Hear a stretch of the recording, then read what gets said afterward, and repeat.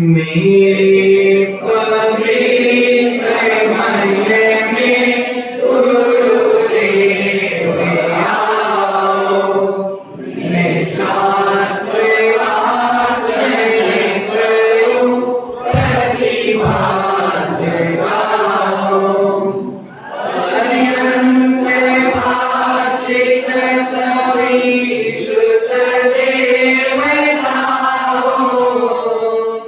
क्या बोलना अब मुझे तुम ही बताओ, क्या बोलना अब मुझे तुम ही बताओ, क्या बोलना अब मुझे तुम ही बताओ। अनंत अनंत सिद्ध देवादिदेव प्रथम तीर्थंकर श्री आदिनाथ भगवान की जय हो। देवादिदेव मूलनायक इकलराट भगवान श्री आदिनाथ भगवान की जय हो। देवले परम पूज्य देवादिदेव इकलराट शीतलनाथ भगवान की जय हो। देवले परम पूज्य आचार्य भगवंत श्री मांगतुंग स्वामी की जय हो।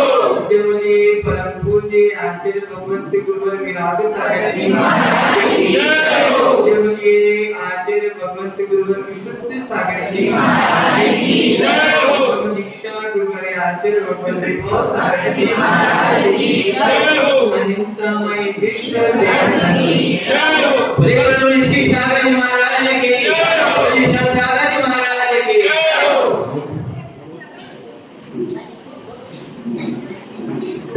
प्रियात्मन हे मां जिनवाणी, जगत कल्याणी, अरिहंत भाषित, सिद्ध सिद्धित, आचार्य आचार्यत, उपाध्याय उपासित, सर्व साधु साधित, हे मां जिनवाणी तेरी जय।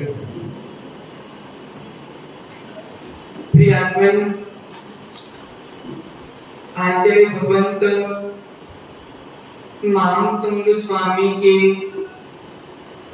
विकट परिस्थिति में भी आत्मा के जो शुभ परिणाम चल रहे थे, विकट परिस्थिति में, संकट की परिस्थिति में, संकट की घड़ी में भी जो आत्मा के प्रदेशों में भक्ति उत्पन्न हो रही थी, जो आत्मा के प्रदेशों में शक्ति उत्पन्न हो रही थी, उन शब्द का, उन सब भक्ति श्रद्धा का शाब्दिक रूप में, उन भक्ति का जो रूप है वह भक्ता था। प्रियतमन, दो काव्यों के विषय में अपन ने समझा था, जानने का प्रयास किया था एवं आचार्य भगवंत मांगतुंग स्वामी के विचारों को समझने का भी प्रयास किया था। आज अपन तीसरे काव्य पर प्रवेश करते हैं।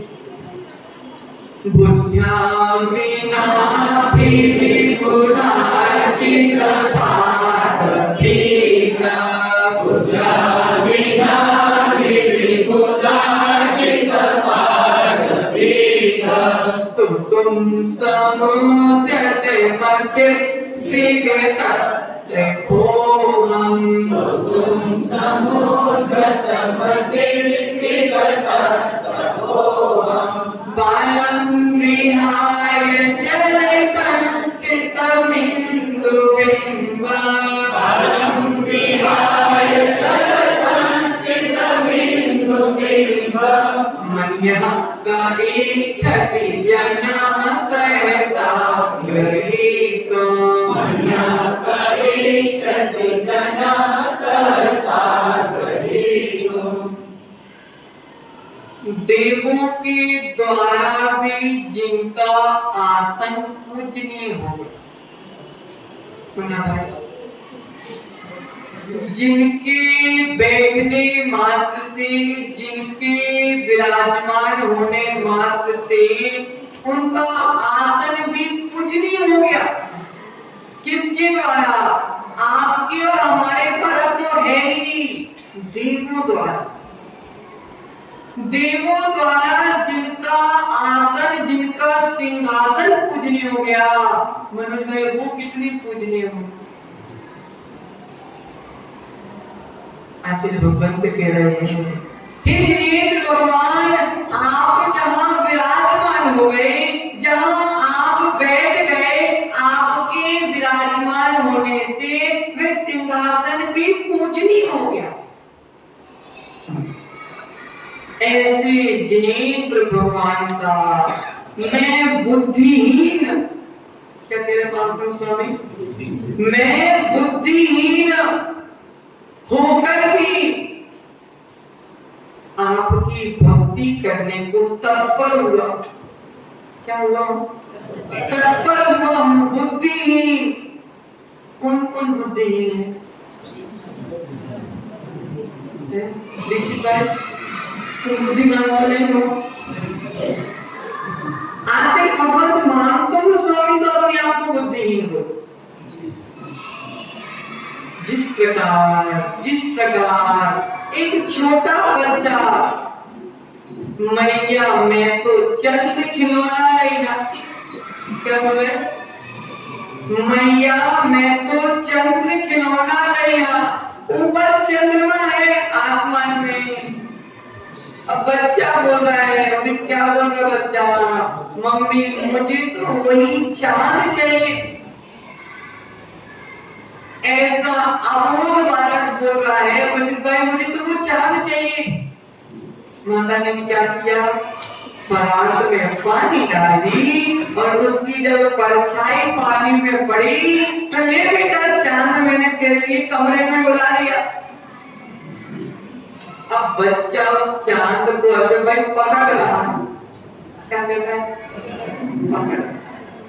जिस प्रकार में अमोघ बालक, जिसके पास ज्ञान नहीं है, जिसके पास विवेक नहीं है, जिस प्रकार वह चांद की परछाई को चांद मारकर पकड़ने का प्रयास कर रहा है, ऐसे ही मैं मानव स्वामी अमोघ बालक के समान, बुद्धिहीन के समान, हे आदिनाथ भगवान आपकी भक्ति को तत्पर हुआ।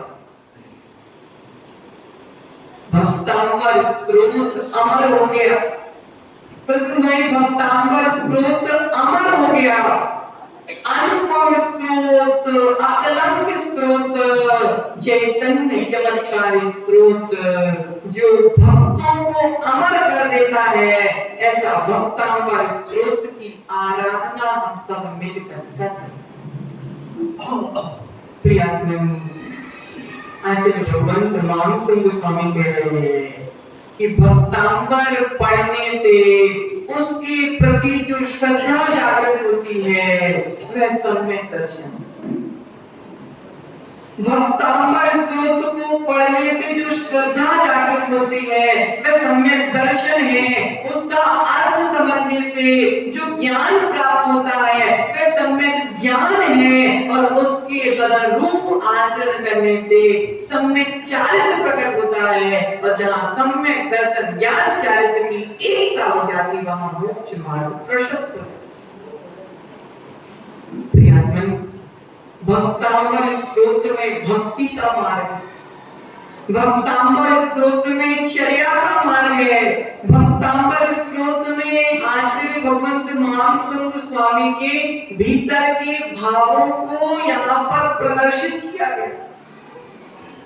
प्रियात्मन अद्भुत सृजन शैली। वहां पे महाप्रभु स्वामी के पास कितने रुपए वाला पेन था मुन्ना भाई भक्तांबर लिखने के लिए, बताओ। आचार्य भगवंत महाप्रभु स्वामी के पास कितना महंगा वाला पेन था, बताओ। कौन सी क्लासमेट की कॉपी थी, बोलो। ठीक है, कोई कॉपी, कोई पेन था क्या, कोई स्याही थी क्या, कैसे लिखते हैं भक्तांबर।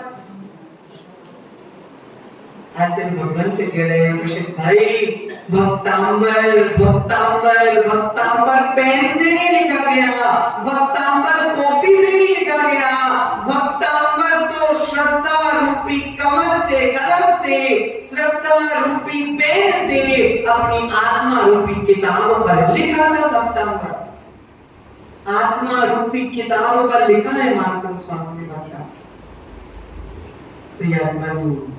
आज भगवंत कह रहे हैं इस भक्ति शैली को, इस शब्द शिल्प को पाकर हमारा जीवन धन्य हो गया। प्रियात्मन, अपनी चेतना में देखो, अपनी चेतना में देखो कि सम्यक दर्शन में मैं कितना ओतप्रोत हूं।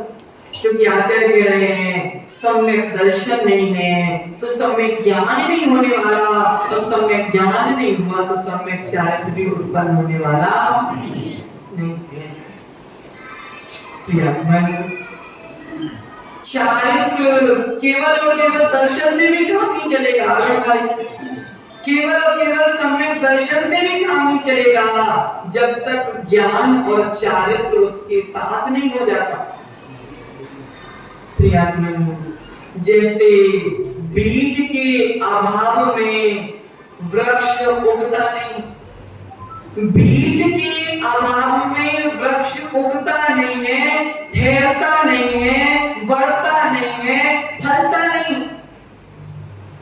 उसी प्रकार आचार्य भगवंत कह रहे हैं सम्यक की उत्पत्ति के बिना भक्तांबर की ना श्रद्धा कार्यकारी है, ना श्रद्धा के साथ ज्ञान और चारित्र कार्यकारी, जब तक सम्यक दर्शन। एक रोगी है दीक्षित भाई, एक बीमार व्यक्ति है मनोज भाई, वह वैद्य के पास गया, वैद्य ने बोला कि ये दवाई है, उसने दवाई को समझ लिया, दवाई लेकर आ गया, क्या ठीक हो जाएगा? क्यों नहीं ठीक हो? डॉक्टर के पास जाने मात्र से ठीक हो जाएगा क्या? डॉक्टर ने दवाई लिखकर दे दी, लेकिन क्या लिखी है, कैसी लिखी है, कैसे लेना है, ये ज्ञान नहीं कर पाया तो क्या ठीक हो जाएगा क्या? और अगर ज्ञान भी हो गया लेकिन दवाई का सेवन नहीं करेगा तो ठीक हो जाएगा क्या? कैसे ठीक होगा?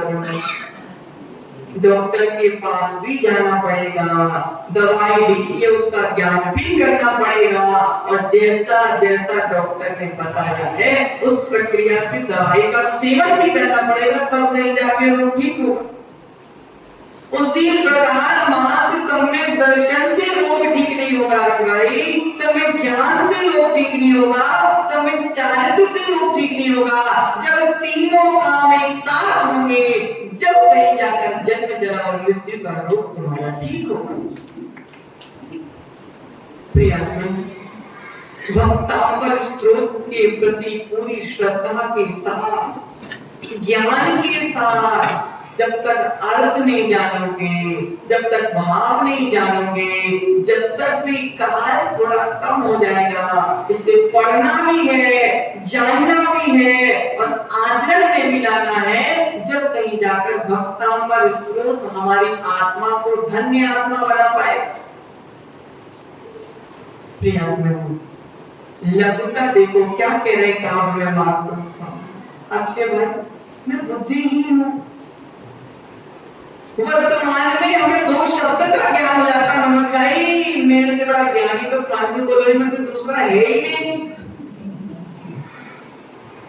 मेरे से बड़ा ज्ञानी, देखो ना मानपुर स्वामी क्या कह रहे, मानपुर स्वामी को शर्म नहीं आ रही? देख भाई, मानपुर स्वामी को शर्म नहीं आ रही क्या? वो कह रहे मैं पागल हूं, मैं बुद्धिहीन हूं। बोलो ना नैन भाई, मैं गायब बोलो ना, मैं बुद्धिहीन हूं।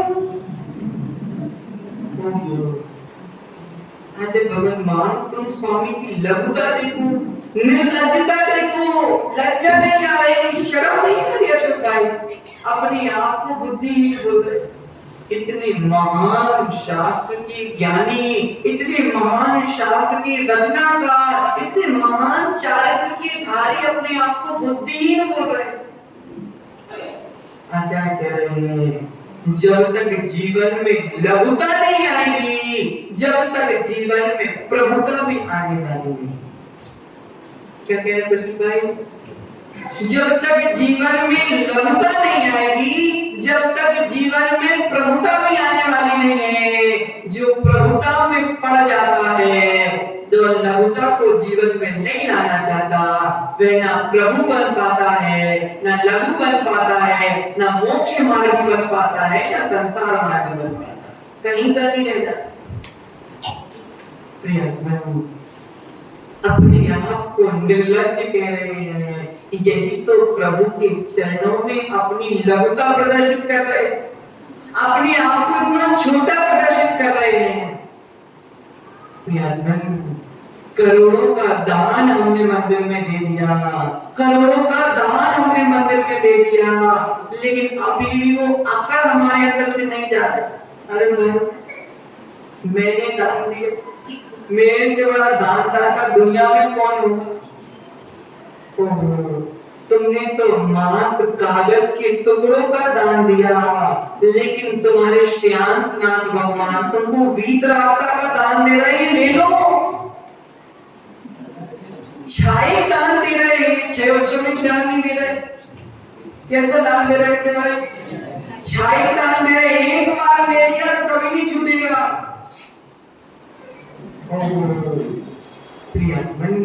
आचार्य भगवंत महात्म स्वामी का नाम भले ही मांग हो, लेकिन उनके अंदर इतनी विनय है, ये विनय हम भक्तामर स्तोत्र के रूप में देख रहे हैं।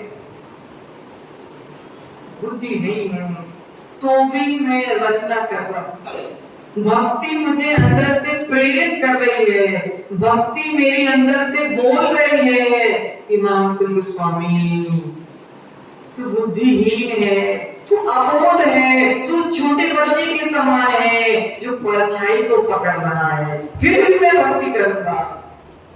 डटे नहीं, डरे नहीं। संजय भाई महान तुम स्वामी डटे नहीं, डरे नहीं।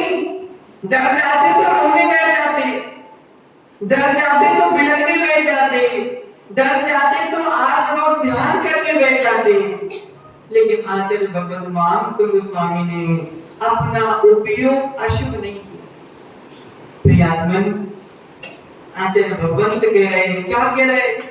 मेरी श्रद्धा में हे आदिनाथ भगवान, आप मेरी श्रद्धा में, आप मेरे हृदय में ऐसे आ रहे हो कि मुझको ऐसा लग रहा है कि आप सिद्धालय से साक्षात मेरे हृदय में आ गए। बताओ क्या कह रहे महात्मा स्वामी? हमें ऐसा लग रहा है, हमें ऐसी अनुभूति हो रही है अशोक भाई कि आदिनाथ भगवान सिद्धालय से डायरेक्ट मेरे हृदय में आ गए। अरे भाई महात्मा स्वामी को ज्ञान नहीं था क्या? सिद्धालय से भी कोई भगवान नीचे आता है क्या? फिर क्यों बोल रहा है ऐसा? बोला ना, भक्ति के वशीभूत होकर। यहाँ सिद्धांत नहीं लगाना, वस्तुतः परमात्मा सिद्धालय में रहता है, वह कभी उतर कर नहीं आएगा। 3 लोक में कितनी बड़ी भी घटना घट जाए, लेकिन श्रेयांसनाथ भगवान कभी तुम्हारे खांडू कॉलोनी में नहीं आने वाले। हरियम के रूप में आ गए, हरियम के रूप में आ गए। मेरे हृदय में मेरे ज्ञान से रचित, मेरी श्रद्धा से रचित, मेरी भावनाओं से रचित मेरे श्रेयांसनाथ देव मेरे हृदय में आ चुके हैं। ऐसे ही महात्मा स्वामी के हृदय में श्रद्धा रूपी, भक्ति रूपी एक देवता आ गए हैं, जिसका नाम है भगवान आदिनाथ। सिद्धशिला से नहीं आए, मेरी आत्मा से ही आए। सिद्धशिला से नहीं आए, मेरी आत्मा से ही आए हैं।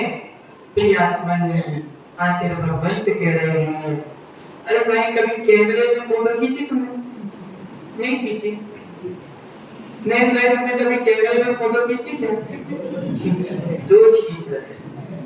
मान लो आपने हमारी फोटो खींची, अब आपके फोन में मेरी फोटो आ गई, फोटो आई कि मैं आ गया, दोनों सेम है। अच्छा भाई दोनों सेम है, फोटो में हमारी प्रतिरूप आ गया, हमारा प्रतीक आ गया, लेकिन हम नहीं आए। जिस प्रकार ने तुमने फोटो खींची, फोटो में प्रतिबिंब आ गया, लेकिन स्वयं मैं नहीं आया, उसी प्रकार हे आदिनाथ भगवान, मेरे हृदय के कैमरे में सिद्धालय से आप नहीं आए, लेकिन आपका प्रतिबिंब मेरे हृदय में विराजमान। समझो, यही तो कह रहे महात्मा स्वामी। अब समझ में आ गया कि सिद्धालय से भगवान नहीं आए, भगवान का प्रतिबिंब मेरी श्रद्धा से, मेरी भक्ति से मेरे हृदय में विराजमान हो गया, मेरे हृदय रूपी वेदी में विराजमान हो गया। जिस प्रकार मंदिर में जाकर सभी प्रकार के पापों का त्याग कर दिया जाता, सेठ जी, मंदिर में सभी प्रकार के पापों का त्याग कर दिया जाता है। अब आपके हृदय में तो आदिनाथ स्वयं आ गए, तुम्हारा मन ही मंदिर बन गया, अब पापों का त्याग कब करोगे? मंदिर में पाप किया जाता क्या? हार्दिक भाई, मंदिर में पाप किया जाता क्या? बोलो प्रसिद्ध भाई, अब तुम्हारे मन में शांतनाथ है कि नहीं है?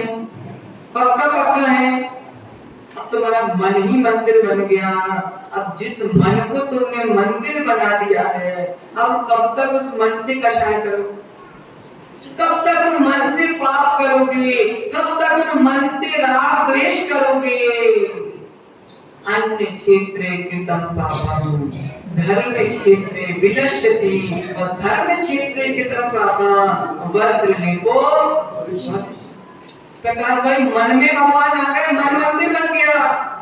अब मन में पाप अगर है तो भगवान की अभिनय है कि नहीं है? बोलो अशोक भाई, मन में अगर भगवान है और मन से पाप हो रहा तो मन में अभिनय है कि नहीं? भगवान की अभिनय है कि नहीं है? तो भगवान की अभिनय करने से क्या होगा? बोलो क्या होगा? सबको ज्ञान है, सबको ज्ञान है, कूट कूट कर भरा है, लेकिन ये ज्ञान तुम्हारा अगर आचरण में आ जाएगा तो फिर आनंद कुछ और होगा। प्रियात्मन, आचार्य भगवत महात्मा स्वामी कह रहे हैं, ये आवश्यक नहीं है कि मुझमें बुद्धि कितनी है, ये आवश्यक नहीं है कि मुझे ज्ञान कितना है। प्रश्न भाई रोज कहते महाराज कुछ नहीं आता, महाराज ज्ञान नहीं है, मैं कुछ नहीं आता। कृष्ण भाई, आचार्य महात्मा स्वामी तुमसे कह रहे, तुम्हारे भाग्य से एक बात कह रहे हैं कि आवश्यक नहीं है कि तुम में बुद्धि कितनी है, ये आवश्यक नहीं है कि तुम में ज्ञान कितना है, आवश्यक तो ये है कि तुम में उत्साह कितना है। मतलब किसको किसको ज्ञान है ज्यादा? किसी को ज्ञान है, लेकिन आचार्य कह रहे ज्ञान नहीं है, कोई बात नहीं अरुण भाई, नमोकार आता है, नमोकार आता है ना, बस इतना ही तो ज्ञान चाहिए, बस इतना ही तो ज्ञान चाहिए कि अरिहंती मेरी शरण है, सिद्धि मेरी शरण है, आचार्य मेरी शरण है, उपाध्याय मेरी शरण है, साधु ही मेरी शरण है, ये पंच परमेष्टि की ही शरण है। ज्यादा ज्ञान वालों की समाधि नहीं होती, जिन्हें पंच परमेष्टि का नाम लेना सीख गया उनकी समाधि सबसे अच्छी। हाँ, तब भी कल्याण हुआ कि नहीं हुआ? इसलिए किताबों के ज्ञान से कल्याण नहीं होता, आत्मा के ज्ञान से कल्याण होता है। समझो महात्मा स्वामी क्या कहते,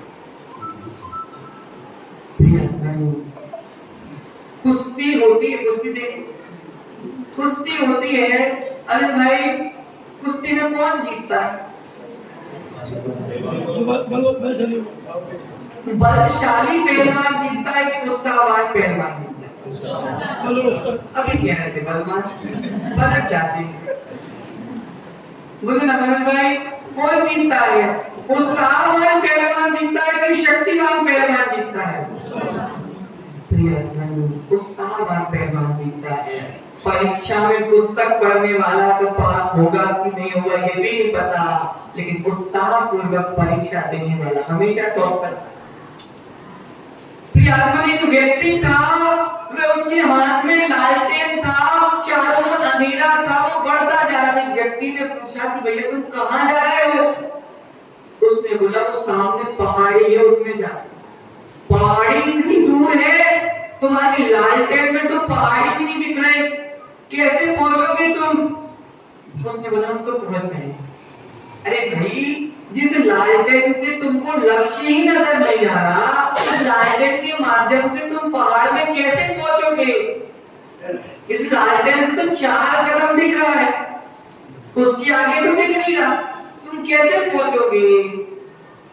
क्या है, दुनिया की रीत है कि टांग खींचने वाले तो आ ही जाते। प्रकाश भाई कितने भी टांग खींचे, प्रभु की भक्ति मत छोड़ो। अब वो बढ़ता जा रहा है, अब देखा सामने कि भैया वो इतनी दूर है, और ये व्यक्ति क्या कह रहा है कि 4 कदम से ज्यादा तो लालटेन में दिख नहीं रहा है, लक्ष्य तक कैसे पहुंचोगे? लालटेन वाला व्यक्ति ने बोला कि भैया 4 कदम लालटेन की रोशनी से दिखता है, मैं एक कदम बढ़ता जाता हूँ, रोशनी भी एक कदम। क्या बोला? 4 कदम में बढ़ता हूँ, 1 कदम में बढ़ता हूँ, रोशनी 1 कदम और बढ़ती जाती है। मैं आगे आगे बढ़ता जाता हूँ, रोशनी भी आगे आगे बढ़ती जाती है। अब ऐसे धीरे धीरे करते करते मैं लक्ष्य तक पहुंच जाऊंगा।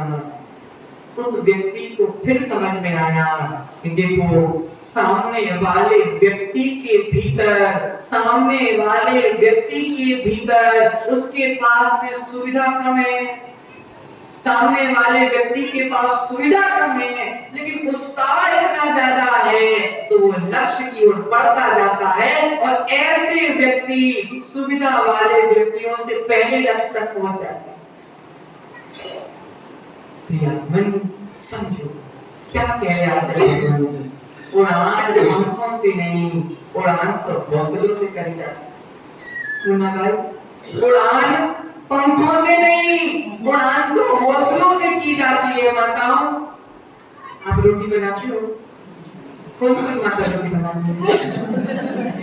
किसी के घर में नौकरानी तो नहीं लगी? किसी एक आपके घर में लगी क्या?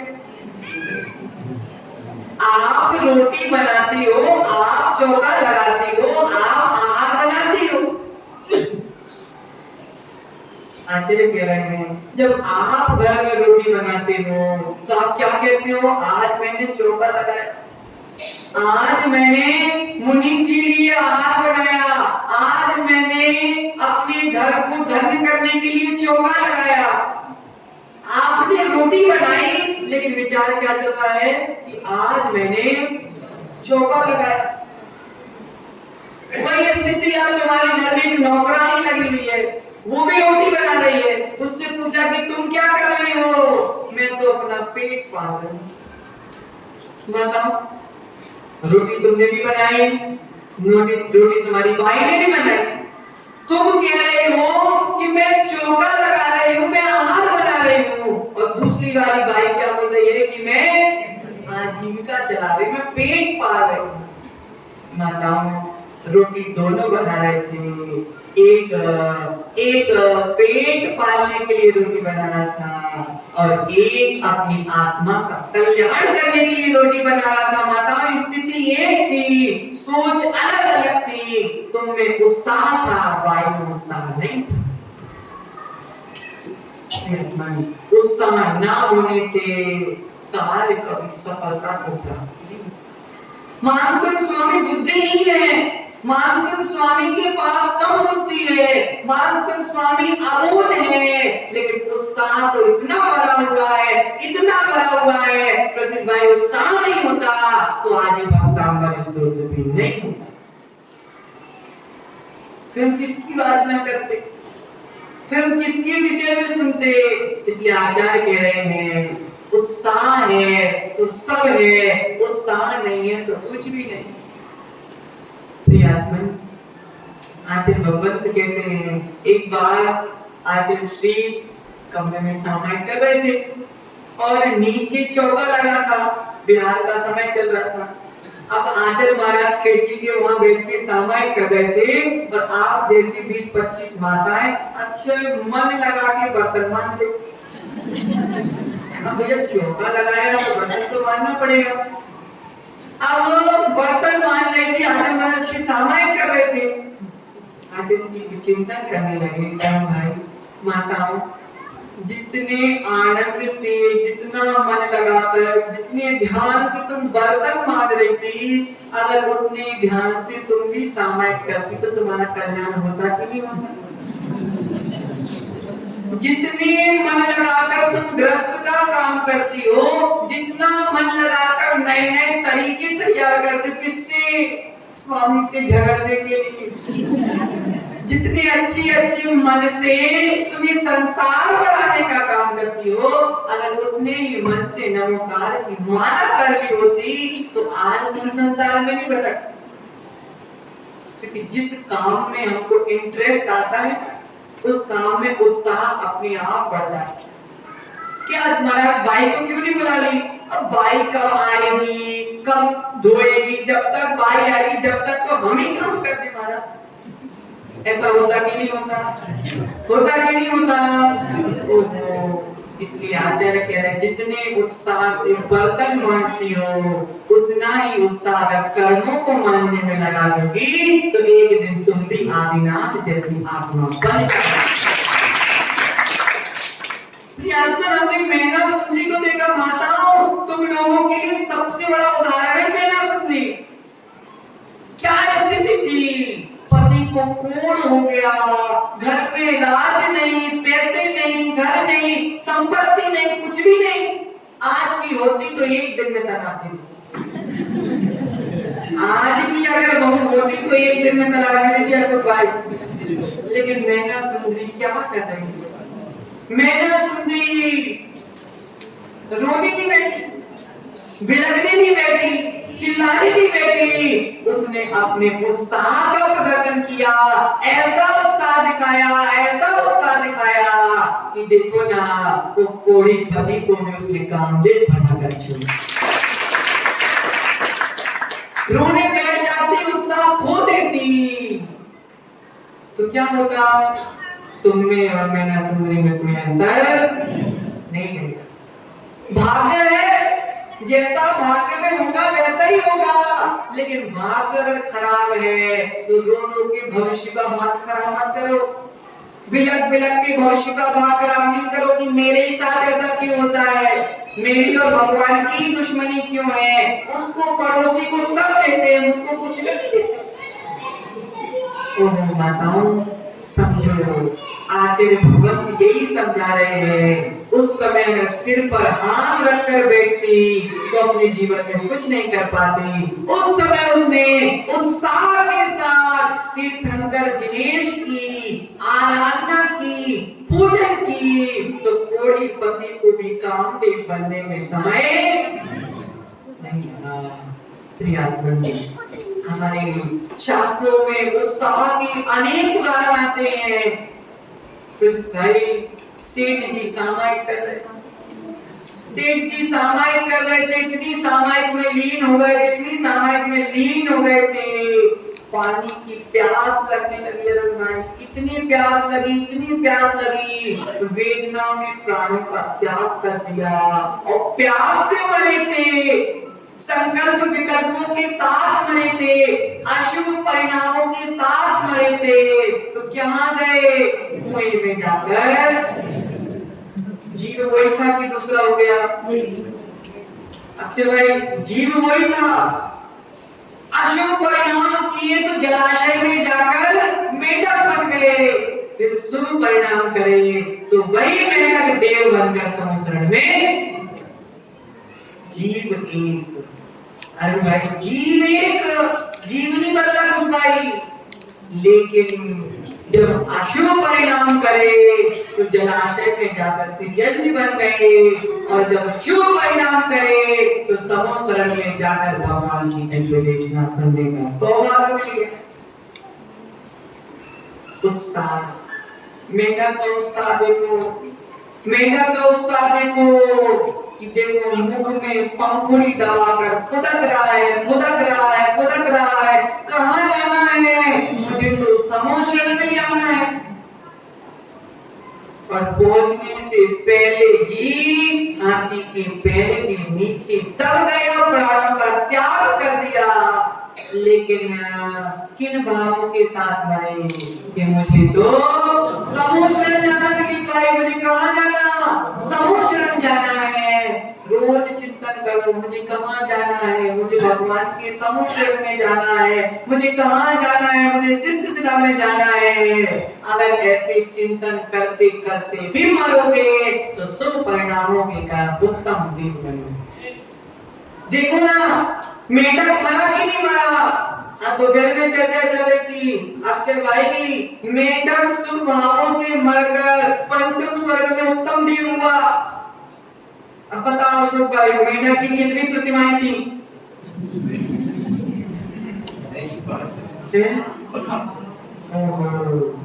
भावों के अनुरूप जब उसी जीव ने अशुभ भाव किए तो तिर्यंच बन गया, और जब उसी जीव ने शुभ परिणाम किए तो भगवान के समोसन में दिव्य देश में